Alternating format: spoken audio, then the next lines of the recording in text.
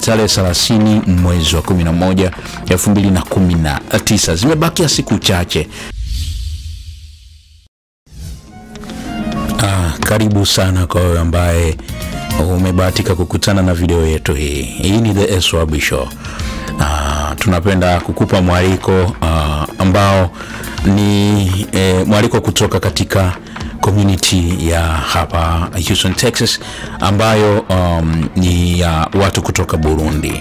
Tarehe 30 mwezi wa 11 kutakuwa na siku maalum ambayo imetengwa kwa ajili ya utamaduni wetu, ambapo kwa wale ambao wameshabahatika kuona ngoma za Kirundi na mambo mengine ambayo yanatuhusu kama Warundi, tumeamua kutumia lugha ya Kiswahili hapa ndani ya TheSYUBshow kwa ajili ya kuwagusa watu ambao kidogo Kirundi mnaweza mkawa kinawachenga. Basi tunawapa mwaliko huu ili mfike pale. Kutakuwa na mambo mazuri sana, ambapo utaona mchezo au jinsi ambavyo vikundi mbalimbali ambavyo vinacheza tamaduni zetu sisi kama Warundi. Tuna imani ndani ya sisi Warundi kuna wale ambao hata Kirundi hawasikii, lakini tukitumia lugha ya Kiswahili tuna imani tutawafikia.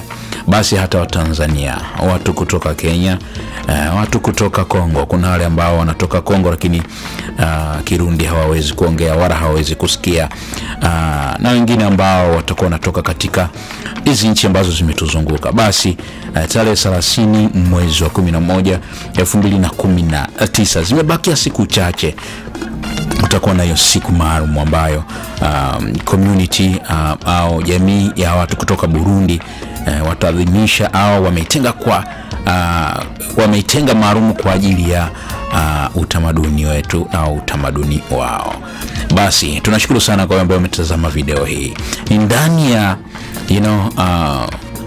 room ndogo au chumba kidogo cha TheSYUBshow ambako tunaendelea kujiongeza, tunaendelea kufanya mambo mazuri. Asante sana kwa ambao umetazama video hii. Tukusihi umwambie hata mwenzako ambaye hajafanya subscribe kwenye account yetu. Watu 8,000 si wachache sana.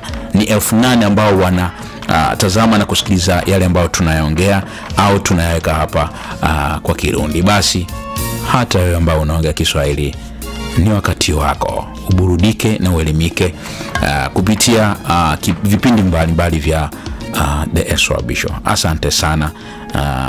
Mungu awe nawe. Bye.